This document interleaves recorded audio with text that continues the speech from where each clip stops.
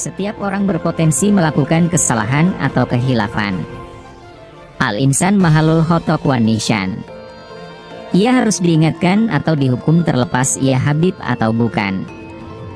Di mata pengikut fanatiknya, para habaib ini seolah tak tersentuh.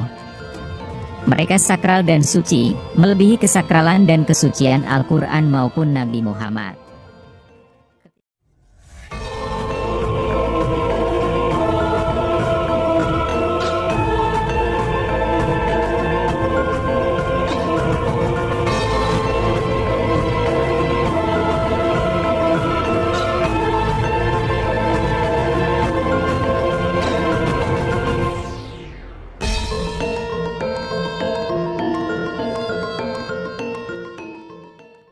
Bangsa Arab merupakan bangsa yang sangat memperhatikan dan menjaga nasab dan hubungan kekerabatan, karena mereka tidak lupa nenek moyang mereka.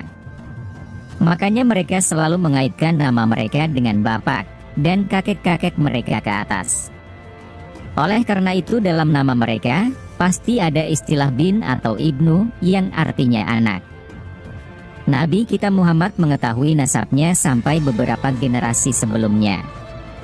Nasab beliau adalah Muhammad bin Abdullah, bin Abdul Muthalib, bin Hashim, bin Abdul Manaf, bin Qusay, bin Kilab, bin Murrah, bin Ka'ab, bin Luay, bin Ghalib, bin Fihr, bin Malik, bin Nadar, bin Kinanah, bin Huzaimah, bin Mudrikah, bin Ilyas, bin Mudor, bin Nizar, bin Ma'ad, bin Adnan. Bukan hanya Nabi yang seperti itu, hampir seluruh orang-orang Arab mengetahui nasabnya masing-masing sampai beberapa generasi sebelumnya. Hubungan kekeluargaan dan persaudaraan di antara mereka sangat kuat. Allah menjadikan mereka sebagai contoh untuk diteladani.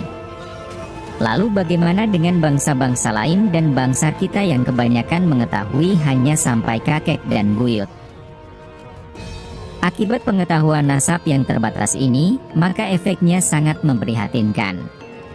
Di antaranya tidak mengetahui saudaranya yang jauh, menganggap bahwa dirinya tidak punya saudara, tidak mendapat bantuan dan pertolongan bila dirinya mengalami kesengsaraan, tidak punya tempat untuk mengadu dan meminta pertolongan kecuali orang lain. Akhirnya ujung-ujungnya timbullah kemiskinan, anak gelandangan, dan lain sebagainya. Padahal seandainya mereka mengetahui nasab mereka, siapa tahu bahwa direktur perusahaan di samping gubuknya adalah saudaranya dari buyut kakeknya. Meskipun nasab sangat penting bagi orang Arab, Al-Quran maupun hadis Nabi menjelaskan bahwa kemuliaan seorang hamba bukanlah diukur dengan nasabnya, namun dengan ketakwaan dan amal perbuatannya.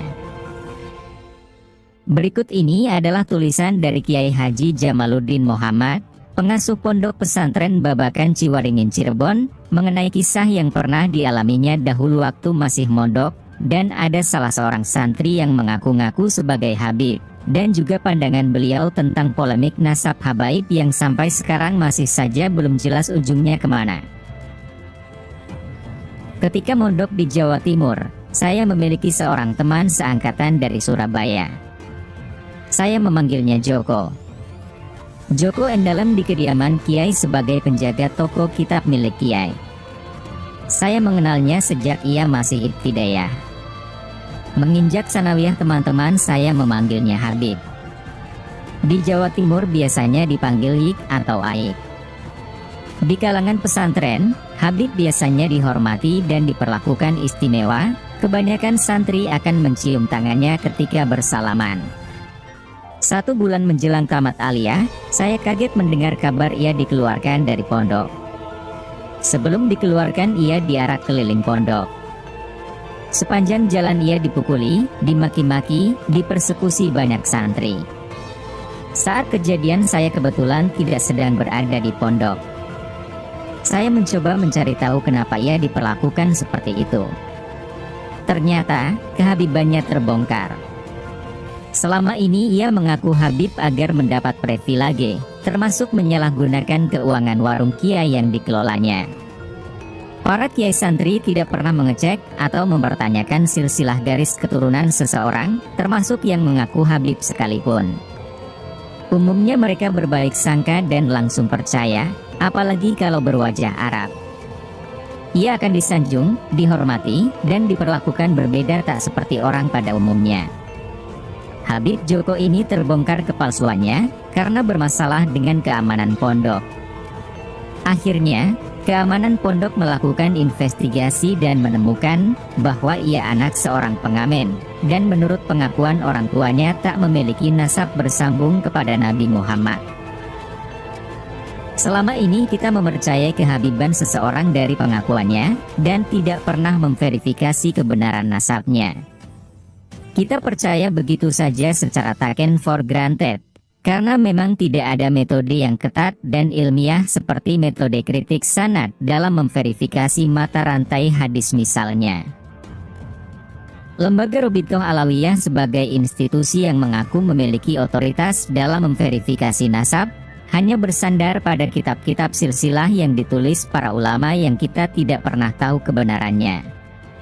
Terbukti, ketika akhir-akhir ini muncul kajian yang dilakukan Kiai Imaduddin Usman Al-Bantani atau Kiai Imad yang mempertanyakan ketersambungan Ba'alawi, keturunan Alawi, berdasarkan data-data dalam kitab nasab, lembaga ini tidak mampu membantah atau mempertahankan ketersambungan silsilah mereka. Yang muncul adalah bantahan-bantahan emosional dari individu-individu yang selama ini sudah kadung diakui sebagai habib. Otoritas lembaga ini dipertaruhkan sekaligus dipertanyakan. Menurut saya, disinilah relevansi kritik Kiai Imad. Dalam kitabnya Al-Bayan Al-Zahabi, Kiai Imad menelusuri berdasarkan data-data ilmiah, dalam hal ini kitab-kitab nasab. Kritik Kiai Imad ini penting untuk membongkar kemapanan sekaligus membuat semacam shock terapi kepada para habaib yang merasa paling habib dibanding habib-habib lain, merendahkan dan menghina non-habaib, bersikap rasis dan merasa paling mulia sendiri.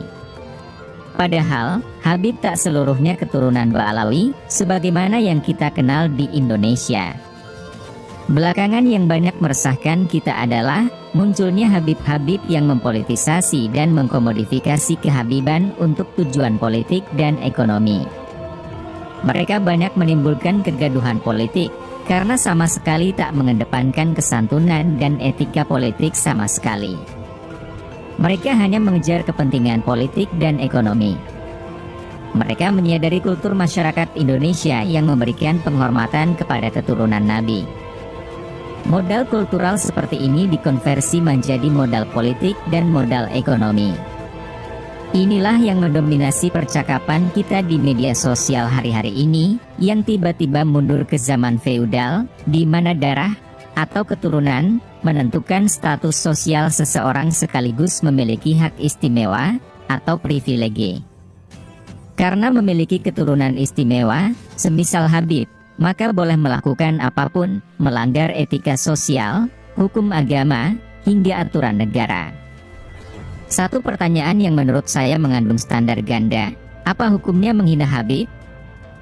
Jadi, dari pertanyaan ini seolah-olah menggiring pikiran kita hanya Habib yang tak boleh dihina. Padahal, dalam Islam sendiri, menghina siapapun tak dibolehkan. Tanpa kecuali. Di hadapan sahabat-sahabatnya, Nabi Muhammad pernah berjanji, jika Fatimah mencuri, ia sendiri yang akan memotong tangannya.